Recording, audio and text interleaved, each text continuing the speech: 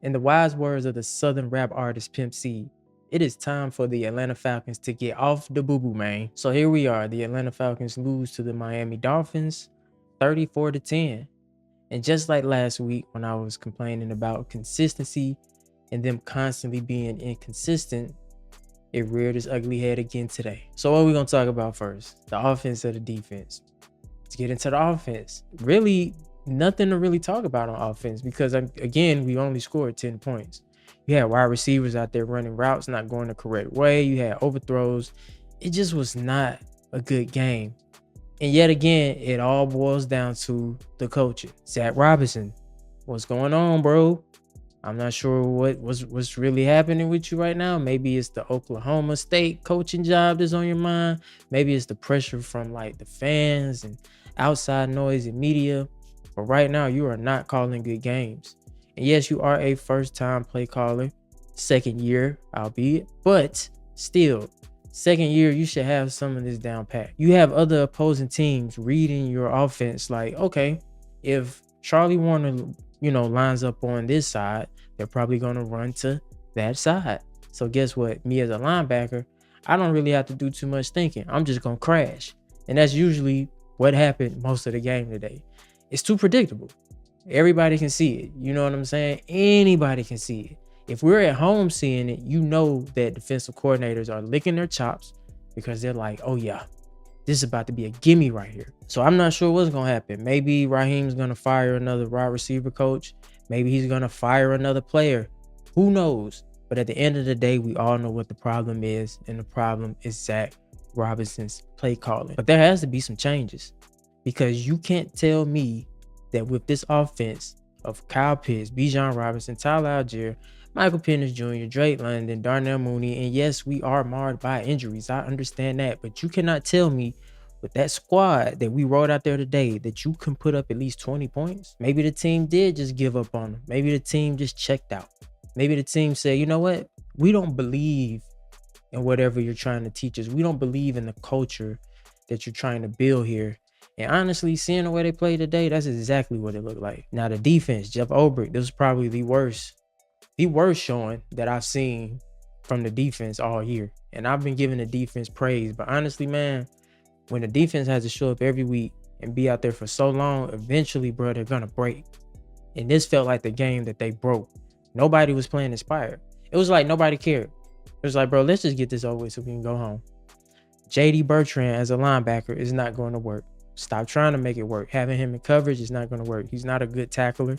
He's not a good coverage person. So I'm not sure why they kept him out there and just had him getting cooked. Like, you don't see your player out here getting cooked, you're going to keep him there?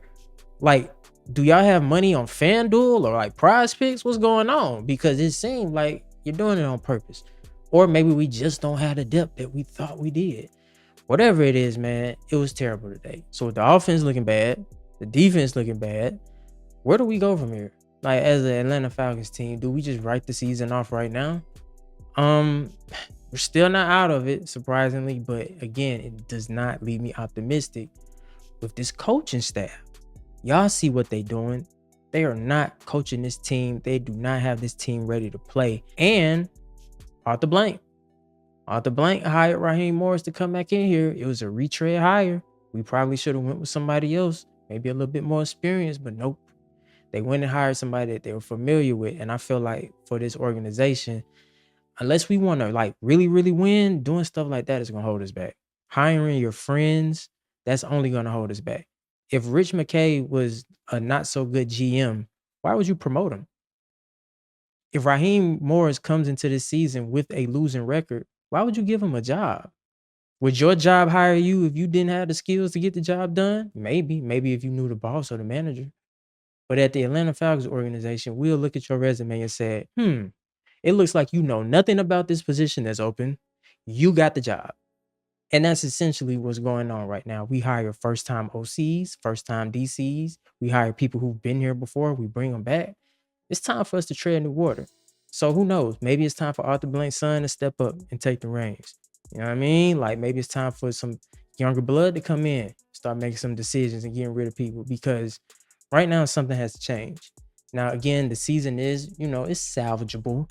but we gotta get somebody in there who's going to call plays, call inspired plays, make adjustments in the game. You know, like how Kyle Shanahan did last week. You have to make in-game adjustments. We do this on Madden when we play Madden. If you're doing something in Madden and it's not working, change it up, stupid. Don't keep doing it. Like, I don't want to see a Kyle Pitts screen. Why am I seeing a Kyle Pitts screen? He can't cut like Bijan. He shouldn't be catching screens. But again, I digress. But yeah, man, it is not looking good for the Atlanta Falcons. And it sucks. It sucks because people spend money. They come out here, they tailgate, you know, they show support for the team. And then, you know, you come out here and you put on a performance like this and it doesn't leave people inspired. People are online screaming at each other. Now, me, I ain't screaming at nobody. Like, come on now. Do you really think, like, come on. Like, I don't get paid to do this. I do it because I like doing it. But yeah, man, it's the kid Ríez. Until next time, ladies and gentlemen. Be safe, stay carefree, and I'll catch y'all later. Peace.